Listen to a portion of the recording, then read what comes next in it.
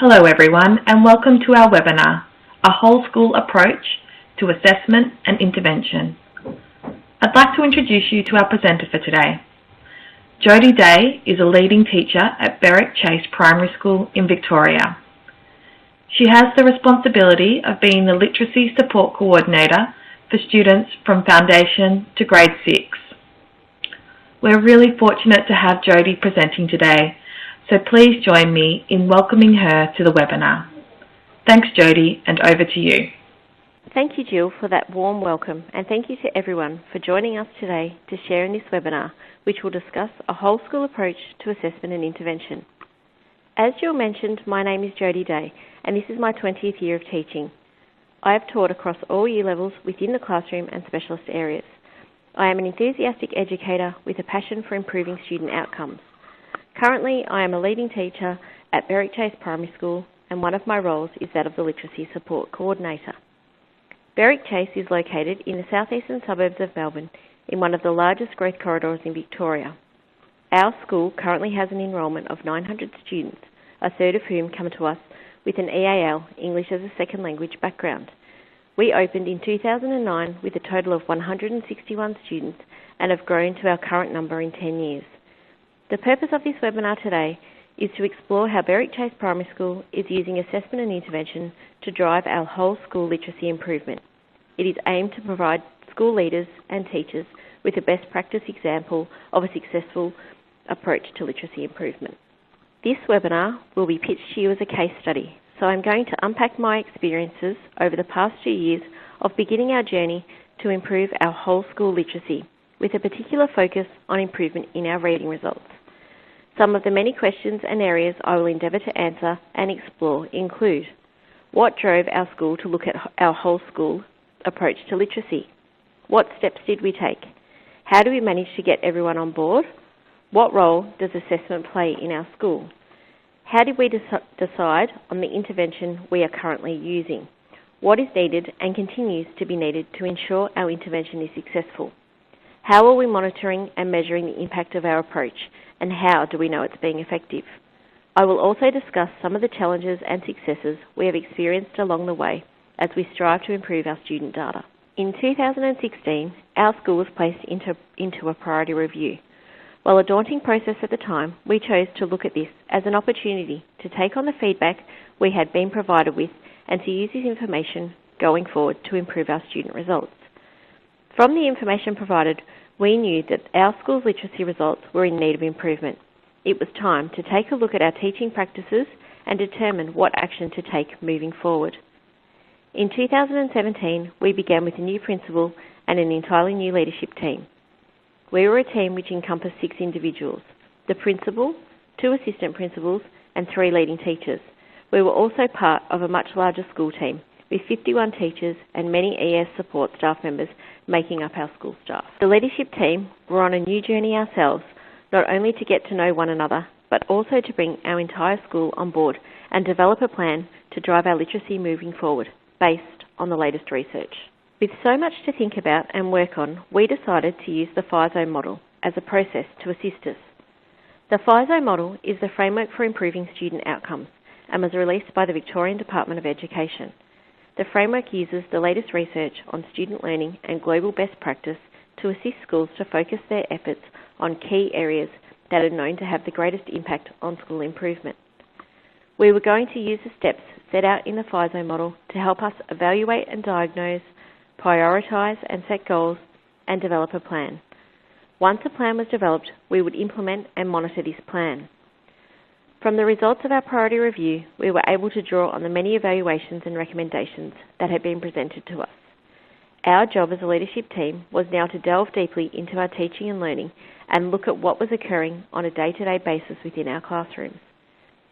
We needed to diagnose what the issues of concern were and decide how we were going to tackle these problems of practice, with the continued thought of what was going to be the best model and method and best resources to support our students in achieving high-level literacy skills.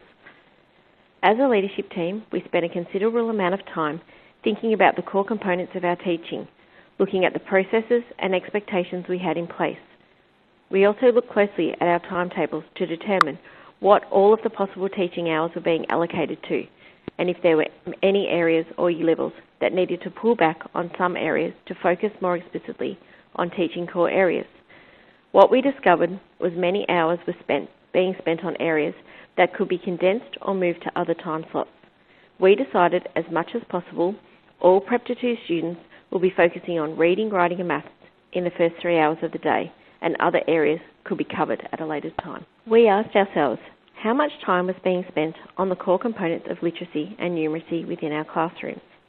What assessments were being used, and why were we using these assessments? What was being explicitly taught in our classrooms, and was there a consistency in approaches, not only across the school, but across the grades within each year level? Were we able to use the current assessment tools we had in place to triangulate our data to accurately pinpoint where our students were sitting on the continuum? Were we testing for the sake of testing? What did our assessment schedule look like, and did we need to make changes to that assessment schedule? The answer to this question was yes. We did need to make changes to our assessment schedule. We went through each item listed on the assessment schedule and decided as a team what the purpose of each assessment was, and what information was it providing our teachers about the students, and could it inform their teaching instruction. If we couldn't come up with why the assessment was valuable or reasons it should remain within our school's assessment schedule, then it was removed. We all wholeheartedly agreed that no student would or should be tested for the sake of testing, and if the information gathered couldn't be used to benefit the student going forward, why put that upon the student? What we also discovered was that assessments were not consistent across the school. Some year levels were using one method, while others had a different resource to establish important things, such as student reading levels. The consensus was that in order to gain wider consistency, we needed to compare apples with apples and ensure that a common language and process was formed. The importance of accurate and reliable assessment that could be transferable, no matter which grade or level that a staff member taught across the school, was crucial to establish. We spent much time looking at all of the available resources and made the decision we would utilise the Fountas and Pinnell benchmarking assessment system school-wide going forward. We needed to identify accurately where each and every individual student sat with their reading so we could ensure there were differentiated teaching for each individual student. So you may ask, why was it that our school chose this benchmarking assessment system as our assessment of choice to identify student reading levels? Well, we know that students learn by talking. By taking an oral running record with students, the teachers are able to sit side by side with their students and have conversations that are representative of what students are thinking. All students are provided the opportunity to expand their ability to comprehend ideas and use language to share their thinking. This system also gives students the opportunity to write about their reading. We know that learning deepens when students engage in reading, talking about and writing about the text they explore. Teachers can also learn so much about their students' learning behaviours by engaging them in informal conversations and listening to them. For us, this was such powerful formative assessment. As a school, we were participating in a consistent approach to determine students' reading levels. By using this consistent approach, we are providing ongoing evidence of growth in students over time and having the understanding that this assessment tool aligns with the curriculum also assisted teachers. Students are asked questions which encourage thinking about a text, thinking within, and thinking beyond a text, all crucial elements in our developing readers. By collecting this important information from our students, this gives teachers the opportunity to identify a placement for students' instructional, independent and hard reading levels. From this, teachers could then use the information to plan effective and efficient instruction for each individual student. Through the use of the accompanying continuum, teachers know where their student is in terms of reading behaviours and can then read the next level of reading behaviours and pinpoint the new behaviours that need to be displayed for the student to progress further in their reading. It also gives the teachers insight and the ability to identify those students who maybe need some intervention and additional support because they aren't at the expected level. From completing the student benchmarks and in conjunction with the continuum resource, teachers are able to form initial groups for reading instruction with a knowledge of where students' strengths and weaknesses lie. The summary sheet which accompanies the benchmark represents a student's reading proficiency at a point in time and assist teachers to pinpoint future teaching and learning areas. As a school, we have found that teachers are more confident in determining student reading behaviours from scoring the comprehension conversation and the fluency of reading. Through using the rubrics provided, teacher judgment has become more aligned as they become more familiar with the components and key skills within each reading level. After our first year of utilising the BAS system, we discovered that the judgments of the previous year's teachers were more trusted. We have a common language, and because of this was a school-wide approach, teachers can confidently rely on the data provided and begin their new year successfully. Students also benefit from the one-on-one conversations with their teachers, which assist in building rapport and provide feedback to the students. The implementation of the BAS assessment was not an overnight sensation and remains a work in progress that we monitor closely. Historically, our school had been a school that tended to pick resources or models of teaching up and then put it down to try something new. The leadership team made the commitment to staff that this was not just another thing to add to an already heavy workload, but an assessment tool we were going to stick with. It was a journey that we would take together over a significant period of time, so everyone had the time and felt confident to embed this within their practice. We decided that all staff would be retrained in the process of accurately taking running records and the importance of scoring accurately all the areas that this entailed. All staff undertook a 3-hour training session with their team to work collaboratively to learn and revise the process. All new staff into the school have been required to undertake this training also. We enlisted the help of one of the presenters from Pearson's also to lead our coordinators in the professional development available for the BAS system so they could be the experts for their team members to rely on. Staff were then asked in Term 1 to complete the benchmarking assessments to find the hard, instructional and independent level for each student in their grade. Each classroom teacher was provided with CRT for 2 full days so they could concentrate purely on completing benchmarks on their students. While this was a little costly for the school, this was a way of ensuring we had a consistent method for assessing students and we could collect and record data on the school system. We can track each individual's progress and most importantly, teachers could inform their future teaching. Just as you would imagine, all schools decide on the times they collect their student data. As a school, we benchmark each student by the end of Term 1 and then again in Term 4. Students who are below our expected level are also benchmarked mid-year. Running records are taken between benchmarks with the expectation that Prep to 2 students have at least 2 running records per term and the 3s to 6s have at least 1 per term. When completing running records, students are asked questions from the teachers that focus on their comprehension about, within and beyond the text, which gives an all-round insight into the student's level of comprehension. These are not the only changes we have made as a whole school approach to our literacy improvement. Some of the other changes include ensuring teachers are using the HITS, high impact teaching strategies, to assist student growth, levelling all of our take-home reader books across the school so they align with the Fountas and Pennell reading levels gradient. Prep to 2 teachers are recording fortnightly student-led sound knowledge and sight word recognition onto our central system. Developing a phonological awareness screener to determine areas that need to be focused on from Prep to 6 where there appear to be gaps in student learning. Having the expectation that every classroom teacher would have at least 4 instructional groups for guided reading and that the lowest groups would have a session a minimum of twice a week. Using our professional learning communities to specifically focus in on certain problems of practice students in cohorts were in need of assistance and targeted teaching in. Also providing extension opportunities for those students who were already flying. Each week our teams have 2 to 3 hours of time together where they can reflect on their teaching practices and change the way in which they teach to enhance student growth. Having a more explicit approach to the teaching of phonics in the foundation years and having staff professional development to gain a better understanding of phonological awareness and its importance across the school. Looking at data regularly and having collegiate discussions on what's working well within year levels and how successes are achieved. Constantly reflecting on the progress we have made as teachers and celebrating the progress our students have made over time. If we had not made these changes, had not taken the time to evaluate, diagnose, prioritise and set goals, we will be in the same position we were in 2 years ago. Through extensive planning, implementation, monitoring and reflecting, we have made so many positive changes that benefit our students.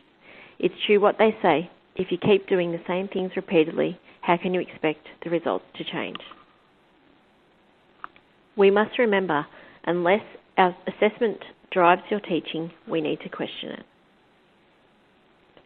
Now that we had our assessments under control, our data revealed that we had so many students who were not achieving the expected level for reading, and we needed some sort of intervention to assist our students to achieve and increase their literacy ability. How could we help these students fly?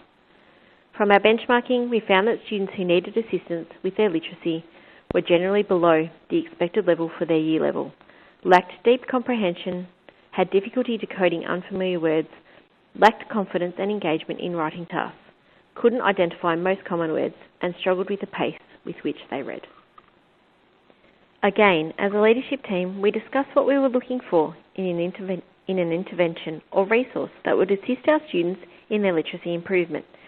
The main elements we thought were essential included small group instruction, alignment with the curriculum, something that was research-based and proven to improve literacy results, something that would stand the test of time, and something that included a variety of components of good literacy: phonics and phonemic awareness, oral language, vocab, reading fluency and reading comprehension, writing component and a spelling component.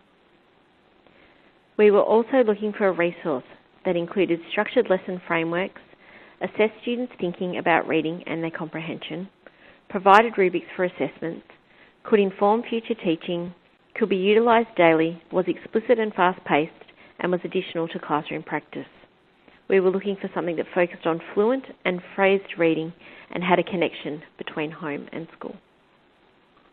Most importantly, we wanted a resource that students felt successful when participating in and felt that their learning was being enhanced by working hard during these sessions. After considering all of these criteria, we began looking for resources or programs that were out in circulation and asked several companies to come and explain the programs and resources they had available. We also asked colleagues and researched what was available. Having the criteria for what we were looking for helped us determine if a program or resource was in fact going to cover what we thought would assist our students who needed assistance to improve their literacy. After some time and having a staff member come out from Pearson's, we finally came to the decision that we would invest in the Fountas and Pinnell Levelled Literacy System. This system met all of the criteria that we had deemed important in an intervention program.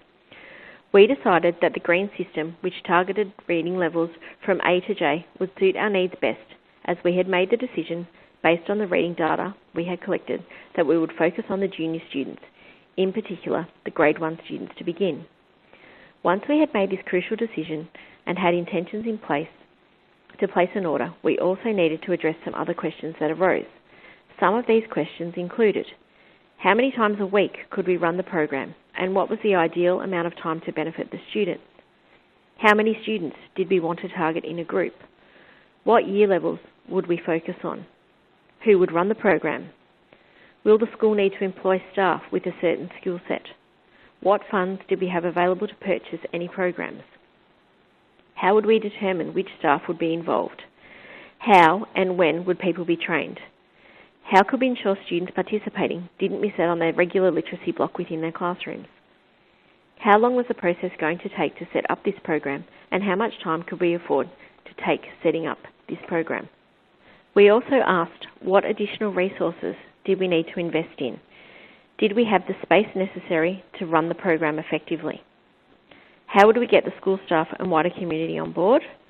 How would the data be collected and how often? Whose job was this and how would it be monitored? How would data and progress be tracked over a long period of time? How would we measure success? Where will the resources be stored? Were there any ongoing costs? How will we determine which students would have access to the program or resource? Who will make the groups and change the groups as necessary? How will student progress be communicated to the classroom teachers? How long will students remain on the intervention for? Many of these questions became much clearer once the level literacy intervention system arrived and we had the opportunity to read the system guide which accompanies the system. One thing we weren't expecting was that the system was delivered on a pallet, as there were so many boxes containing all of the necessary resources to set up the system. We knew straight away that this was going to take a considerable amount of time to set up if we were going to do it properly, know the program well before we started, and for it to be organised and 100% set up before we rolled it out to the students. With myself as Literacy Support Coordinator, this was to be my job. I sat down with the leadership team and requested that I have a full term to set the system up with all the components, training of staff to be done in this time, and the knowledge that this was only part of my role and wouldn't be worked on all day, every day. This was agreed upon, and I slowly worked my way through the setting up of our system. After starting this journey 2 years ago, I can say with certainty that the organisational component and the fidelity with which the program is delivered and monitored are the keys to a successful literacy program. Going back to the questions that arose during our planning phase and what we are currently doing at Berwick Chase will help you to understand the best practices we have put into place to ensure our literacy intervention is successful and continues to assist students' growth. Currently, we are running our program 4 times a week for 40 minutes each session. This includes time to collect the students, complete the session, and return students to their classroom. 3 students is the ideal number to have in a group. Initially, we targeted our Grade 1 cohort. I was the person who would oversee the program, and 4 of our staff members would be tasked with the delivery of the sessions each week. Each of the 4 staff members had 6 groups to work with. We decided that I would train the staff before beginning the program and model to them how the lessons would look when following the structured program. We also provided any professional development we deemed necessary prior to the program commencing and have ongoing training where needed once the program had commenced. We had enough funds to get an initial system, and moving forward we would see the results of the initial system and would then consider if another was needed in the future. We asked staff for expressions of interest with the thought that ideally we wanted 4 staff members. We had 6 that were interested, so we decided to train them all, and going forward we would rotate staff on and off to give everybody the opportunity to have a go. We decided as much training as possible would be done prior to the program starting. The staff members who were taking on these roles had their positions they were currently in backfilled with other staff. There will be several weeks prior to the program starting where the team would work together to learn all they could about the system and how it would run. The leadership team decided that it would be the responsibility of all classroom teachers to be aware of when their students' time for literacy support would be, and they needed to ensure that each week they changed what they were doing so the students involved from their room didn't miss the same thing. For example, the reading or writing block each week. After reading the system guide, we decided that the setup and training to best prepare for this initiative will be a term in total, with 3 weeks being set aside for the staff who are running the program to familiarise themselves with the role, learn how to take running records and take the sessions, and have the training and practice within the various components. After reading the guide and watching the online video, we knew we needed some furniture for the groups, whiteboards for the staff, magnetic letters and alphabet cards for the students. We looked closely at the available space within the school, keeping in mind we needed 4 separate spaces for groups to run effectively.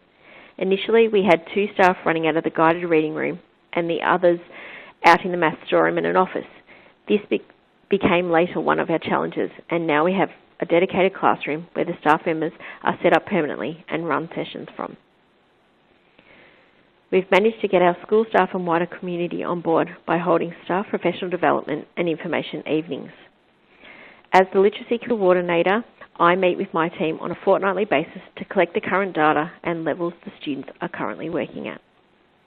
I have set up Excel spreadsheets for each level and for each student and track this over semesters, updating on a fortnightly basis and keeping it in a folder that can be accessed as necessary. We are measuring success by looking at the growth in our students' reading levels, data from the Literacy Support Program and classroom running records, NAPLAN results, teacher reflections and judgments, students' opinions and parents' reflections also. We have had an area in our school which has purposely built some shelving and some metal cupboards to store all of the necessary resources for the level literacy program. There are only a few ongoing costs associated with doing the literacy support program. We need to purchase stationery items such as scrapbooks, pencils, whiteboards, whiteboard markers and snap-lock bags. To determine which students would have access to the program, we made a criteria for students based on reading level and expected level. If they have a diagnosis of some sort, if they have an aid for assistance within the classroom, the student's behaviour and parental consent. As I was overseeing the program, I monitor the groups and make changes to the groups as students enter and exit the program. Staff running the program would decide on how they would like to communicate the students' progress. Some chose to do this at a time selected face-to-face and others choose to email the classroom teacher on a weekly basis. Students remain on the intervention for various times. It depends on the entry point students begin on and what level we'd like them to be on before placing them back into the classroom. This could be anywhere between 4 to 20 weeks. As mentioned previously, from the data we captured from completing the benchmarking, we discovered that 55 of our Grade 1 students were not reading at the expected level. This was a third of a cohort of students and would be the initial intervention groups of students that we would monitor and track over time. Halfway through 2017, we began implementing our intervention. These 55 students were those targeted within groups based on their current reading level. All groups had 3 students and a couple had 4 students. Groups were made of students who were reading no more than one level apart from one another. For example, one group had 2 students on level B and 1 on level C. This group therefore began participating on the lessons beginning in level B. As we were running the program 4 times a week for a block of 40 minutes for Grade 1s, this meant that within the level students needed to complete 10 sessions before moving to the next level. Essentially, our students were moving a reading level every 2.5 weeks. We began students at their current level and they remained on the program until they had completed all of the lessons up to the level that was their expected level for their grade and stage of the year. Once students had gotten to this point, we placed them back in the classroom to swim for a bit independently and with the support of their classroom teacher. We continued to closely monitor the students and every 6 weeks the classroom teachers were recording the current level these at-risk students were working at. During the remainder of 2017 and 18, we monitored these students and many of them went back onto the literacy support program multiple times. But we were confident that the program was working. Students enjoyed it, teachers were seeing skills and behaviours learnt in their sessions being incorporated into the classroom, and these students were developing their ability to comprehend what they read at a deeper level. Out of the 55 students, there were 11 students who did not make expected level at the end of 2018, and 9 out of the 11 students was 1 level off the expected level.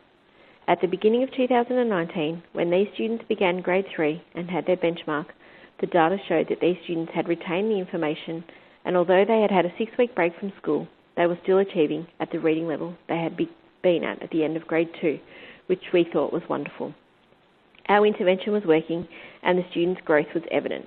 Even our NAPLAN data improved between 2017 to 2018, which is a result of not only the intervention, but the consistent approaches we had worked hard to bring into the school to make literacy improvements. The monitoring of the student data was crucial to the success of our intervention, but it was also important that the fidelity with which the program was being run was monitored. As the literacy support coordinator, I would go into the literacy support sessions and observe and continue to do this, but not as often as I did in the beginning. I wanted initially to ensure that the components of the system were being followed and addressed, and to answer any questions staff may have, and to provide feedback on what I was seeing during these sessions. To begin with, the staff running the sessions were required to have timers with them to ensure they were following the program and sections within the lesson structure. For example, odd lessons consisted of 5 minutes of rereading time, 5 minutes of phonics or word work, 15 minutes on a new book at the student instructional level, and 5 minutes of letter word work. With the even session times were broken up into 5 minutes of rereading and assessment time, 5 minutes of phonics and word work, 15 minutes of writing about reading, and 5 minutes to introduce a new book at an easier level.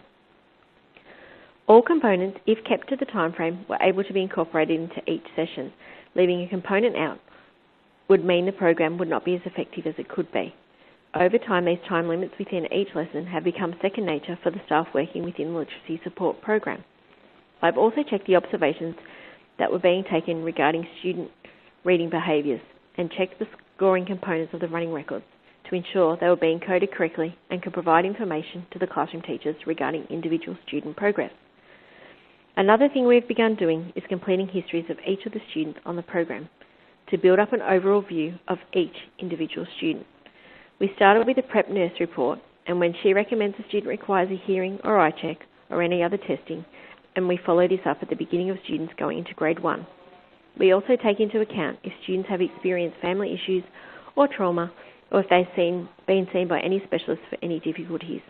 By completing histories of the students, if we discover along the way the students are not achieving as we feel they should be, we can then recommend different avenues to the parents to explore if there may be something more going on for their child. As with taking on any new resource or system, we have had many successes and challenges along the way. Some of our successes along the way have included the growth in our student reading ability and the overall improvements to our whole school literacy. We have been able to target and work with well over 200 students within the literacy support program. The positivity with which the students, staff and parents view the program. It has since day one been spoken about in a positive light. The communication and team approach by all members supporting individual students. It really is a holistic team approach. Updates from the staff taking the sessions to classroom teachers has been well received by all. We also had a professional development night for our classroom teachers that I led to explain exactly how and what was involved in the level literacy program and what the students will be doing throughout the sessions. Teachers watched some of the videos from the online resources so that they had a clear understanding of what components were involved in the lesson structure. We also held a parent information evening. Initially, for the first round of students, we sent letters home to inform students that their child would be participating in the literacy support program.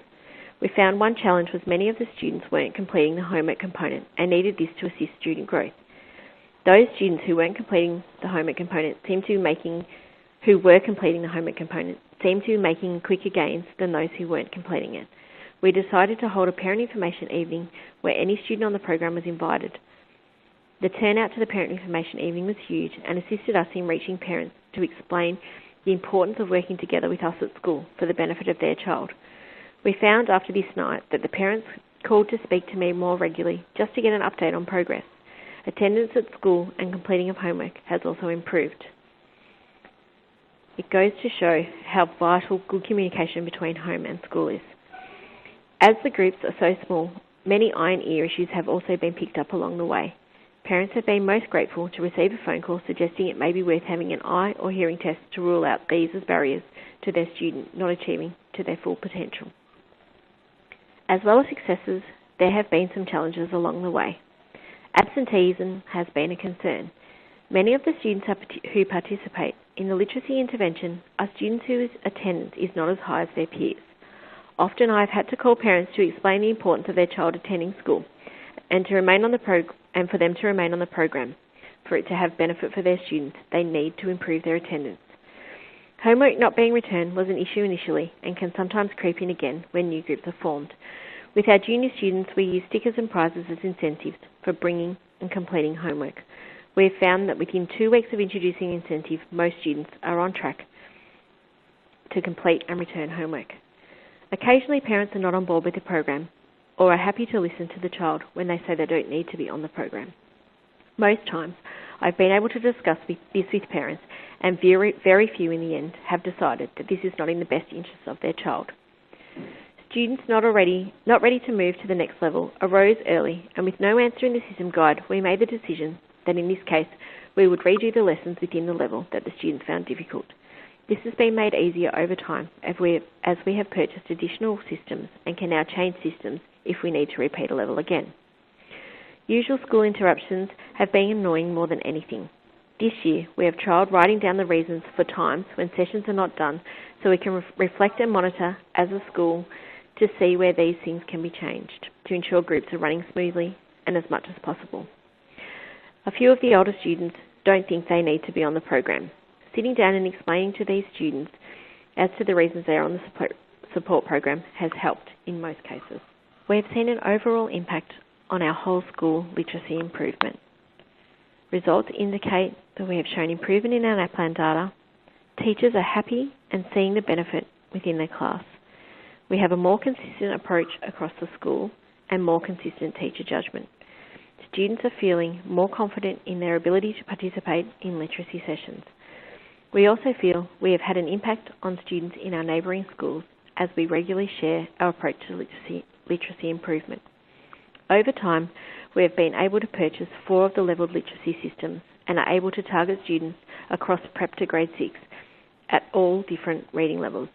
We are thrilled with how the literacy support program is assisting our students to grow and achieve to their highest potential. As I mentioned, this whole school literacy improvement has been a journey over time. Having consistent approaches, high expectations, a dedicated staff willing to make changes, connections between home and school, and keen students who want to challenge themselves to improve in all areas of literacy has ensured our success in terms of improving our whole school literacy. Having great resources such as the Fountas and Pinnell BAS system and the Level Literacy Intervention system have played a major part in helping our students grow in their literacy ability. Most importantly, students have developed passion and a love of literacy and are able to use their voice to express this. I would like to thank everyone for taking the time out of their busy schedule to listen to this webinar, which has explored how Berwick Chase Primary School is using assessment and intervention to drive our whole school literacy improvement.